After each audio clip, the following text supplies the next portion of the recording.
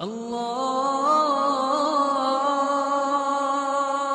اکبر اللہ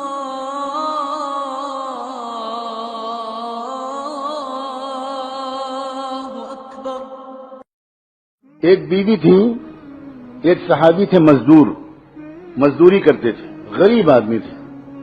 صبح کو نکلے، دن بھر مزدوری کا کام تلاش کیا، کوئی کام نہیں ملا، شام کو خالی ہاتھ گھر واپس آ گئے۔ گھر میں کچھ کھانے کو تھا نہیں، دونوں میاں بیوی بھوکے سو گئے۔ کہہ دینا بہت آسان ہے، اللہ نہ کرے ہم پر کبھی فاقہ پڑے۔ فاقہ، آدمی کو چائے نہیں ملتی تو دماغ خراب ہو جاتا ہے۔ کچھ نہیں تھا، پانی کے سوا کچھ تھا ہی نہیں، ایک پیالی دودھ نہیں تھا، بھوکے سو گئے۔ صبح کو پھر نکلے، پھر بیوی نے دروازے تک آ کے سلام کر کے رخصت کیا۔ پھر بیچاروں نے دن بھر کام تلاش کیا، پھر شام کو خالی ہاتھ واپس آ گئے، پھر کچھ نہیں ملا۔ پھر دونوں میاں بیوی دوسری رات بھوکے سو گئے، 2 راتیں اور 2 دن۔ اب تیسرے دن صبح کو پھر بیوی نے دروازے پر رخصت کیا، وہی سنت کے مطابق مسکراتے ہوئے سلام کر کے۔ اب وہ شوہر نکلے، لیکن جب چند قدم شوہر چل کے باہر گئے تو بیوی کو کچھ یاد آیا، انہوں نے واپس بلایا ان کو، کہا ذرا 1 منٹ میری بات سنیے گا، ایک بات بھول گئی تھی کہنا۔ وہ واپس آئے۔ اب جب یہ واپس آئے تو اس بیوی نے کیا کہا اپنے شوہر سے؟ اپنے بیوی نے شوہر سے یہ کہا کہ میں آپ سے یہ کہنا بھول گئی تھی، اس لیے آپ کو واپس بلایا کہ 2 راتیں 2 دن تو ہو چکے ہیں، دونوں فاقے سے ہیں۔ میری محبت کی وجہ سے آج اگر آپ کو کوئی کام نہ ملے تو کہیں میری محبت کی وجہ سے آپ کوئی حرام لقمہ لے کر مت آئیے گا، تیسری رات ہم پھر خالی بھوکے سو لیں گے، مگر حرام لقمہ لے کر مت آئیے۔ مجھے بتاؤ، یہاں تھوڑے سے مرد بیٹھے ہیں، جس مرد کو ایسی باہمت اور وفا شعار اور ساتھ دینے والی ایسی بیوی مل جائے گی، وہ مرد دنیا کا بادشاہ اپنے کو محسوس کرے گا کہ نہیں کرے گا؟ وہ پہاڑوں سے ٹکرا جائے گا صرف اسی ایک وفادار عورت کی محبت کے سہارے۔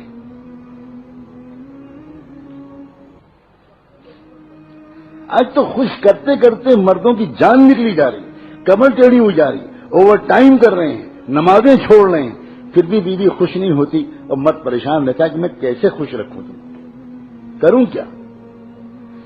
گھر کے اندر کے سکون کا سرچشمہ وہ عورتیں ہوا کرتی تھی جو یہ کہتی تھی کہ آپ کی صحت مجھے عزیز ہے، آپ زیادہ محنت مت کیجیے، میں چٹائی پر سو لوں گی، پنکھا جھل جھل کے اپنی گرمی کو برداشت کر لوں گی، مگر خدا کے لیے اپنی صحت مت خراب کیجیے۔ جب بیوی شوہر سے یہ کہے گی کہ آپ اپنی صحت کا خیال رکھیے، اتنا زیادہ مت کمائیے کہ آپ کی صحت خراب ہونے لگے، اتنا ٹینشن مت لیجیے، سادہ سے زندگی گزارنے میں بڑا مزہ ہے، ذرا بچوں کے پاس بیٹھیے، وقت دیجیے بچوں کو، آپ صبح سے نکلتے ہیں رات میں آتے ہیں، 2 سال 3 سال دوسرے ملک میں رہتے ہیں، یہ کوئی زندگی نہیں ہے، میں اس طرح کی زندگی گزارنا نہیں چاہتی۔ جو عورت اس طرح کی بات اپنے شوہر سے کہے گی، آپ بتاؤ اس گھر میں سکون کی جنت ہوگی کہ نہیں؟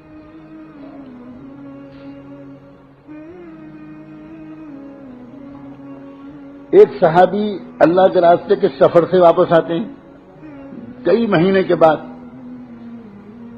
اب آدمی اپنے گھر واپس آتا ہے، تمنائیں لے کر آتا ہے، ارمان لے کر آتا ہے، خواہشات لے کر آتا ہے، نئے طرح طرح کے خوبصورت خیالات اس کے دل میں ہوتے ہیں۔ اب وہ آیا گھر میں، بیوی نے خوب اچھا استقبال کیا، خوشیوں کے سارے سامان فراہم کیے، بہت اچھی رات گزری، بہت پیار بھری رات گزری۔ ایک بچہ تھا، شوہر دیکھ رہا ہے کہ بچہ کہیں نظر نہیں آ رہا، تو تھوڑی دیر کے بعد وہ پوچھتا ہے بیوی سے کہ بیٹا کہاں ہے؟ تو بیوی کہتی ہے کہ وہ بہت آرام سے، بہت سکون سے، مطمئن، کچھ نہیں بتاتی، بھنک نہیں لگنے دیتی۔ جب رات پوری گزر جاتی ہے پیار بھری، صبح کو بیوی اپنے شوہر سے ایک بات پوچھتی ہے، ایک مسئلہ بتائیے، آپ کے پاس کوئی امانت کسی نے رکھائی ہو اور وہ امانت واپس مانگے تو آپ بتائیے کیا کرنا چاہیے؟ تو وہ کہنے لگے یہ کوئی مسئلہ پوچھنے کا ہے، امانت تو ہوتی ہے اس لیے کہ واپس کرنی چاہیے، فوراً واپس کرنا چاہیے، اور واپس مانگنے پر کوئی برا نہیں ماننا چاہیے۔ تو کہنے لگے بس یہی قصہ ہے، اللہ نے مجھ کو اور آپ کو جو بیٹا دیا تھا امانت کے طور پر، وہ آپ سفر پر تھے، اس کا انتقال ہو گیا، اللہ نے وہ امانت واپس لے لی۔ میں رات آپ کو بتا دیتی میرے سرتاج، تو آپ کی رات خوشیوں بھری نہ گزرتی۔ میرے دل سے پوچھئے کہ میں نے کتنا اپنے دل پر پتھر رکھا، ایک ماں ہوں میں، اور آپ آئے تو اس بچے کی یاد نئے سرے سے تازہ ہوئی ہوگی. اب سوچئے، لپٹ کے روتی، شکوے کرتی، شکوے نہ بھی کرتی تو غم کا تو اظہار کرتی. لیکن پوری رات گزر گئی اور بھنک نہیں لگنے دی. صبح کو ہوا، صحابی سناٹے میں آ گئے، حیرت میں رہ گئے کہ یہ بیوی ہے، یہ کیا نعمت ہے، یہ ہے کون، کیا میرا نصیب ہے کہ مجھ کو ایسی بیوی مل گئی.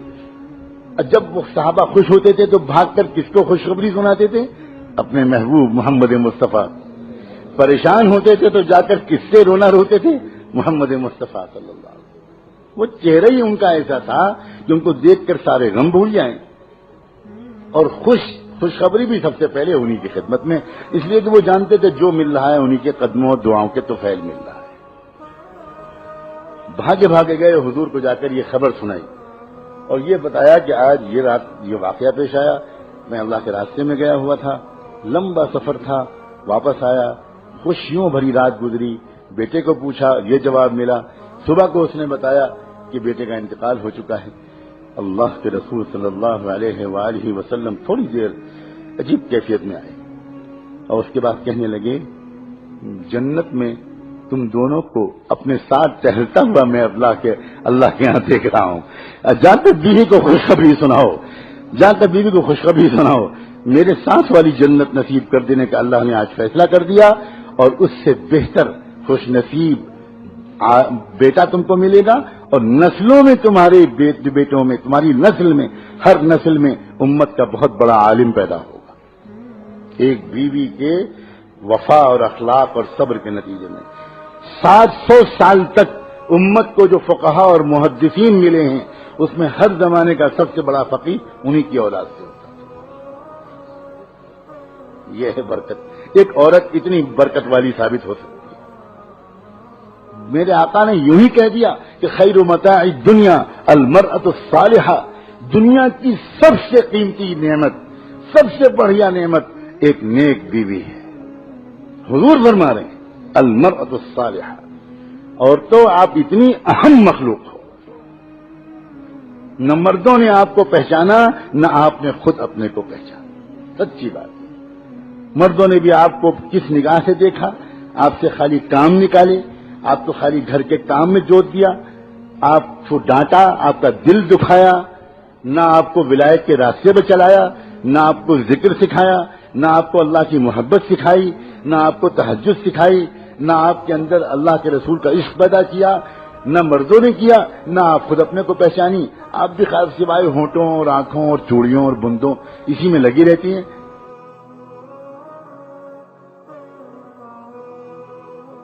لا